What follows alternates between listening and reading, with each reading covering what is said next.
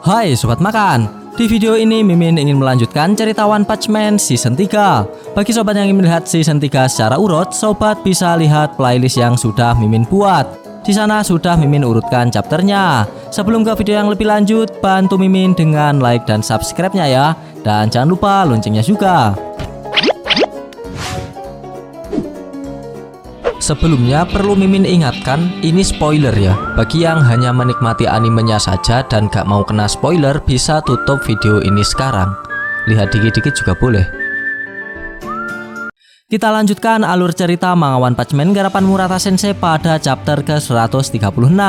Pada chapter sebelumnya kita diperlihatkan sumber kekuatan Drift Neck sebelum membantu melawan pimpinan asosiasi monster, yaitu berasal dari aliran listrik yang sangat besar. Tak lupa kita ditunjukkan sisi gelap dari Amaimas yang ingin tetap menjaga reputasinya meskipun harus membunuh pahlawan lain yang mengetahui kejadian memalukan dirinya. Namun sisi gelap itu berakhir ketika Amaimas mengingat sosok Blast dalam pikirannya. Lantas bagaimanakah kisah selanjutnya? Mari kita bahas. Di awal scene kita diperlihatkan para pahlawan kelas S yang telah diselamatkan oleh Tatsumaki. Berkat bantuan expert dari Tatsumaki, mereka yang sedang berhadapan dengan eksekutif asosiasi monster dapat lolos dengan selamat. Para pahlawan nampak merasa lega setelah dapat keluar dari markas asosiasi monster. Namun Super Alloy Daxin tak demikian. Dirinya masih mengalami trauma yang cukup hebat lantaran ketika berhadapan dengan Garou, mentalnya benar-benar hancur lantaran Garou si pemburu pahlawan tidak memberikan Daxin celah untuk menang. Dan serangan mental Daxin tetap berlanjut walaupun ia sudah tidak berhadapan dengan Garou lagi. Puri-puri prisoner pun nampak terkejut melihat Daxin yang berhasil dikalahkan oleh Garou. Wajar jika puri-puri prisoner merasa heran jika Daxin telah dikalahkan. Lantaran dalam sejarah pertarungannya, Daxin yang menyandang manusia berotot dengan tingkat akurasi kemenangan 100% tersebut dibuat tak berdaya oleh Garou. Para pahlawan lain juga mulai bertanya-tanya, apa yang dapat dilakukan oleh si pemburu pahlawan tersebut sampai dapat membuat Daxin kena mental seperti ini.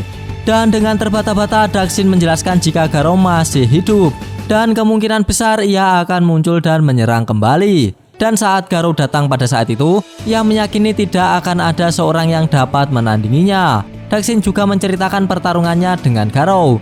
Jika mau seberapa kuat ia memukul dan membanting Garou ke tanah, Garou terus berdiri lagi dan bersiap bertarung lagi. Tak hanya itu sob, setelah bangkit itu pun kekuatan Garou bertambah lebih kuat dari sebelumnya. Seperti tiba-tiba ada kekuatan tambahan ke dalam tubuhnya. Daxin pun menyebut sosok Garou itu adalah perwujudan dari keputusasaan dan kejahatan sejati. Dan scene berpindah ke sisi Garou sob. Setelah pertarungan terakhirnya dengan Daxin, Garou tak dapat lolos dari reruntuhan markas asosiasi monster. Akibatnya tubuhnya tergenjat di bawah bebatuan. Namun secara mengejutkan Garou masih dapat berdiri dari bencana yang ia alami. Darah pun mulai keluar dari mulut dan kepalanya. Dan anehnya setelah mendapat bencana tersebut, justru Garou merasakan hal luar biasa yang merasuki dirinya. Ia melihat dengan jelas kejahatan sejati yang merasuki tubuhnya. Kekuatan besar muncul setelah ia dihajar habis-habisan oleh Daxin. Kepalanya pun terasa jernih bahkan setelah mendapat beragam pukulan. Dan dengan kekuatan yang mengalir ke dalam tubuhnya itu, Garou merasa dapat melakukan hal yang ia inginkan, yaitu mencapai bencana tingkat God atau bencana tingkat dewa. Setelah mencapai bencana tingkat God, Garou berkeinginan untuk menjadi seorang makhluk yang bisa membawa manusia ke dalam lubang keputusasaan dan teror terdalam untuk selama-lamanya. Ia akan menjadi wujud keputusasaan yang sejati. Dan di tengah perasaan takut umat manusia, mereka akan bersatu dan merasa bersyukur akan kehidupan mereka. Dari situ sikap yang tak wajar menimbulkan ketidaksetaraan tak akan ada lagi. Kejahatan pun akan hilang. Perundungan, diskriminasi, bahkan perang pun akan musnah. Yang dibutuhkan oleh dunia bukanlah kebajikan berdasarkan ketidaksetaraan. Dunia ini butuh kesetaraan berdasarkan kejahatan sejati. Dan ketika memikirkan cita-citanya itu, sosok Tario si bocah lugu tiba-tiba terlintas di pikiran Garou. Dan karena Tario muncul dalam pikirannya, Garou pun bertambah memiliki kekuatan lebih. Batu yang menimpanya dapat ia hancurkan dengan mudah. Dan setelah itu muncul wujud monster dari kejahatan sejatinya. Dan scene berpindah ke sisi Daxin kembali sob. Ketakutan yang luar biasa tak dapat ia sembunyikan dari tubuh berototnya. Ia berkata jika ia adalah seorang pecundang dan semangatnya untuk menjadi pahlawan telah menghilang sob. Ingatannya ketika bertarung dengan Garou terus saja muncul menghantuinya. Ia mengingat kata-kata Garou, jika bukan kemenangan semata yang diincar oleh Daxin selama ini, melainkan kemenangan yang memuaskan. Dan hal itu hilang tatkala ia berhadapan dengan lawan yang tak seimbang dengannya. Salah satunya adalah Garou. Semua yang ia lakukan selama ini bukanlah hal yang patut dibanggakan. Ia hanya ingin dimabukkan oleh kekuatannya saja. Ia hanya mencoba bermain menjadi pahlawan tanpa rasa atau tekad kebajikan. Dan tiba-tiba Amaymas muncul dan menendang Daxin hingga ia tersungkur dan terpental cukup jauh. Daxin tak marah jika Amaymas melakukan hal itu. Amaymas lantas menghampiri Daxin dan menyerang Daxin dengan tendangannya secara bertubi-tubi. Amaymas kemudian berkata kepada Daxin jika ia hanya menyesali kekalahannya dan putus asa sebagai pahlawan. Amaymas menyuruh Daxin untuk pulang dan meninggalkan misi ini. Daxin tak menanggapi apapun selain ucapan maaf. Amaymas nampak marah sekali dengan perilaku Daxin. Umpatan serapah mulai muncul dari mulutnya. Atomic Samurai pun bermaksud membela Daxin, namun dihentikan oleh Zombie Man. Puri-Puri Prisoner pun juga berusaha memotivasi Daxin. Ia mengatakan jika tubuh Daxin saja tidak terluka sedikit pun. Memang Daxin telah kalah, namun kekuatan Daxin itu masih nyata sob. Armor ototnya masih kuat. Para eksekutif dan Raja Monster masih hidup. Puri-Puri Prisoner berkata jika saat ini para pahlawan masih membutuhkan kekuatan otot Daxin. Motivasi demi motivasi dari Puri-Puri Prisoner terus membanjiri kolbu dari Daxin. Ia berkata jika akan sia-sia apabila Daxin menyerah dari usahanya selama ini. Dan apabila mundur sekarang, ia akan kehilangan pesona yang berharga itu untuk selamanya.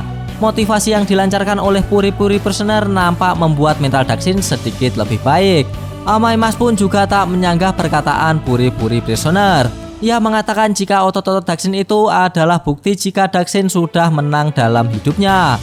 Dan dengan mempertahankan itu, kelemahannya pasti akan sirna. Dan di tengah-tengah obrolan mereka, tiba-tiba di angkasa terlihat Psychos yang sedang melakukan kejar-kejaran dengan Drift Knight. Psychos berhasil menembak Drift Knight dengan mode pesawatnya. Namun bukannya hancur, Drift Knight justru berpindah ke mode motor, kembali ke para pahlawan yang sedang memotivasi Daxin. Tubuh Daxin mulai gemetaran ketika ia memaksa melawan ketakutannya. Puri-Puri Prisoner tiba-tiba mendekat dan membisikkan kata-kata menakutkan kepada Daxin. Jika Daxin tak bangun dan menyerah dengan situasi, Puri-Puri Prisoner akan menciumnya. Dan Daxin pun bangun dengan penuh perjuangan. Ia pun berkata jika ia tak akan membiarkannya berakhir seperti ini. Para pahlawan pun merasa lega melihat Daxin yang mampu melawan rasa takutnya. Setelah melihat rekannya yang kembali bersemangat, Atomic Samurai lantas mengajak para pahlawan lain untuk bekerja sama dan menolong mengalahkan Psychos. Sontak para pahlawan merasa aneh mendengar Atomic Samurai mengajak bekerja sama. Lantaran diketahui jika Atomic Samurai memiliki sifat egois dan sulit untuk diajak bekerja sama. Atomic Samurai pun menjelaskan jika ini akan menjadi pertama dan terakhir untuk dirinya mengajak kerjasama. Chill Emperor pun menanyakan bagaimana cara kerjasama yang dimaksud oleh Atomic Samurai. Atomic Samurai pun menunjuk ke suatu tempat. Dan di situ kemudian muncul Tank Top Master yang datang untuk membantu pertarungan. Chill Emperor pun merasa senang melihat para pahlawan kelas S yang mampu bersatu dan bekerja sama. Dengan bersatunya para pahlawan kelas S, ia yakin jika masalah di hadapan mereka akan dapat terselesaikan dengan cukup mudah. Dan tanpa diduga, scene pun berakhir. Kampret, padahal udah seru loh. Gak apa-apa, kita lanjutkan besok di chapter berikutnya. Pada chapter kali ini kita diperlihatkan momen ketika para pahlawan kelas S berkumpul setelah diselamatkan oleh Tatsumaki. Namun di saat para pahlawan lain merasa lega, Daxin tak demikian sob. Mentalnya telah hancur setelah ia berhadapan dengan Garou. Akibat dari itu, ia tak dapat meneruskan karirnya sebagai seorang pahlawan. Namun kawan-kawannya tak menyerah begitu saja. Motivasi demi motivasi terus dilayangkan kepada Daxin. Sampai-sampai Amaymas harus menghajar Daxin agar ia sadar dengan kondisinya. Dan pada akhirnya Daxin dapat bangkit dari keterpurukan dengan penuh perjuangan. Dan dengan kebangkitan Daxin itu pun membuat para pahlawan kelas S dapat bersatu yang sebelumnya memiliki ego yang sangat sulit disatukan. Dan begitulah alur cerita dari manga One Punch Man garapan Murata Sensei pada chapter ke-136. Bagi sobat yang suka pembahasan ini bisa tekan like-nya, dan jika tidak bisa tekan dislike-nya 2 kali biar aneh gak rugi. Jangan lupa komennya agar Mimin bersemangat dalam membuat konten, dan yang paling penting jangan lupa tekan tombol subscribe supaya sobat-sobat tahu updatean-updatean terbaru dari channel ini. Terima kasih telah menonton, sampai jumpa di video-video selanjutnya. Goodbye, dadah.